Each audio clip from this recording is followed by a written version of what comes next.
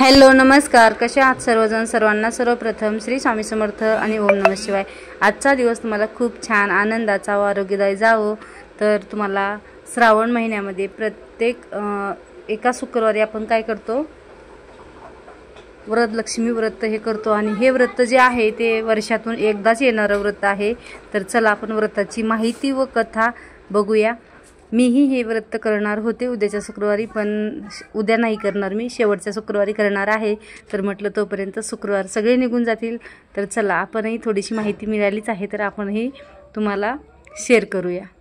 लक्ष्मी ही ऐश्वर्याची देवता आहे असे म्हटले जाते आणि तिची पूजा ही श्रावण महिन्यातल्या मंगल मासामध्ये तर शुक्रवारी करावी असे म्हणतात। श्रावण महिन्यामध्ये अनेक व्रतवैकल्य आहेत आणि प्रत्येक व्रतवैकल्याचं फळ हे विशिष्ट प्रकारे आहे। त्याचपैकी हेही व्रत एक शुभ आणि फलदायी आहे। तर हा देवीच्या पूजेसाठी उत्तम आहे आणि वरदलक्ष्मी व्रत हे शुक्रवारीच करायचे असते आपल्याला।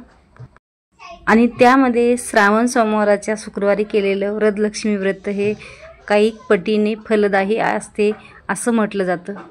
तर श्रावण महिन्यातील वरदलक्ष्मी हे व्रत कसे करावे ह्याची माहिती आपण बघूया। त्याचं महत्त्व व सोपी पद्धत आपण बघूया।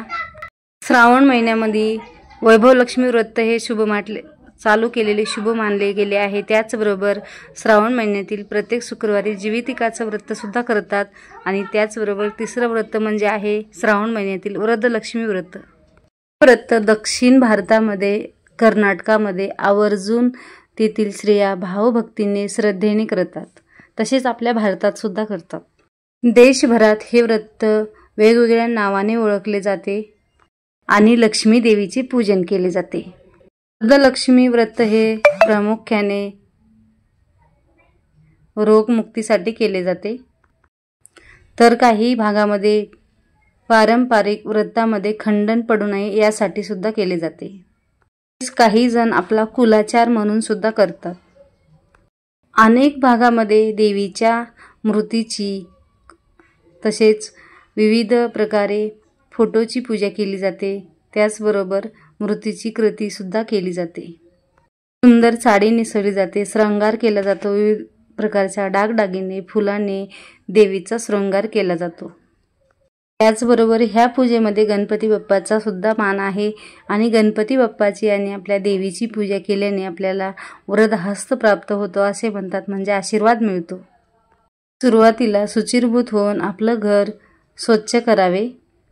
पूजेसाठी आपण तयार होऊन पूजेची तयारी करावी व व्रताचा संकल्प करावा। चौरंग मांडावा आणि चौरंग मांडून त्यावर कलश मांडून वरदलक्ष्मी देवीचे आवाहन करावे। देवीची श्रीसूक्त वाचून पूजा करावी। तसेच आपल्या शक्तीनुसार देवीला गोडाचा नैवेद्य करावा। ज्या स्त्रियांना पूजाला बोलवतो त्यांना वाण द्यावे। त्यानंतर वरदलक्ष्मीच्या कथेचं पठण करावे। संपूर्ण दिवस उपवास करावा। सुवासिनीची खणा नारळाने ओटी भरावी। उपवास प्रकृतीला झेपत नसल्यास नाही केला तरीही चालेल, शक्यतो उपवासाचं व्रत ह्यामध्ये आहे। भक्तिभावाने श्रद्धेने पूजा करावी। वरदलक्ष्मी देवी ही ऐश्वर्याची देवी आहे आणि ज्या घरात वरदलक्ष्मीची पूजा केली जाते तिथे देवी धनधान्य, संतती, समृद्धी व भाग्यशाली बनवते असे ह्या वरदलक्ष्मीचे वचन आहे। ह्या वरदलक्ष्मीची कथा अशी आहे की एकदा शिवपार्वती सारीपाट खेळत होते। सारीपाट खेळता खेळता डाव कोणी जिंकला, शेवटी सारीपाट खेळून झाल्यावर डाव कोणी जिंकला म्हणून दोघांमध्ये वाद झाला। तर त्यावेळेस शिवाने गणाला विचारले, डाव कोणी जिंकला? तिथे उपस्थित असलेल्या चक्रनेमी गणाने शिवशंकराची बाजू घेतली। तो निर्णय ऐकून रागवलेल्या पार्वती मातेने गणाला तू कुष्ठरोगी होशील म्हणून शाप दिला। परंतु गणाचा निर्णय योग्य होता हे शिवाने पार्वतीला पटवून दिले आणि गणाला उशाप देण्यासाठी सांगितले। तेव्हा पार्वतीने सांगितले, सरोवराच्या काठी काही देवस्त्रिया वरदलक्ष्मीचे व्रत करत आहेत, तेव्हा तू तिथे जाऊन त्या वरदलक्ष्मीचे व्रत कर, म्हणजे तू रोगमुक्त होशील, असं चक्रनेमीला पार्वती देवीने सांगितले।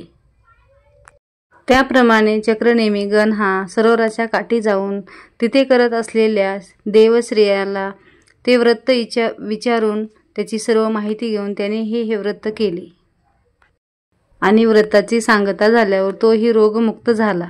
अशी ह्या व्रताची कथा आहे। ही कथा वाचून झाल्याच्या नंतर आपण आरती करायची आहे। तर अशी छोटीशी कथा आहे। व्रत खूप सोपं आहे।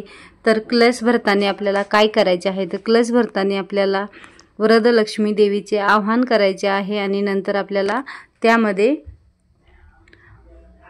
कलश भरून तांदूळ घ्यायचे आहेत। तांदळामध्ये 1 रुपयाचं नाणं टाकायचं आहे, सुपारी टाकायची आहे, त्याचबरोबर हळद कुंकू टाकायचे आहे आणि त्यावर आपल्या नारळाचा कलश सजवून मांडायचा आहे। नारळाला सजवून मांडते तर कोणी मुखवटा घेऊन मांडतात। आपल्या आपल्या पद्धतीने जशी आपल्याला शक्य असेल तशी श्रंगारासहित देवीची पूजा केली जाते। तर चला, इथे मी व्हिडिओचा एंड करते। व्हिडिओ जर तुम्हाला आवडला तर नक्की लाईक, शेअर आणि सबस्क्राईब करा।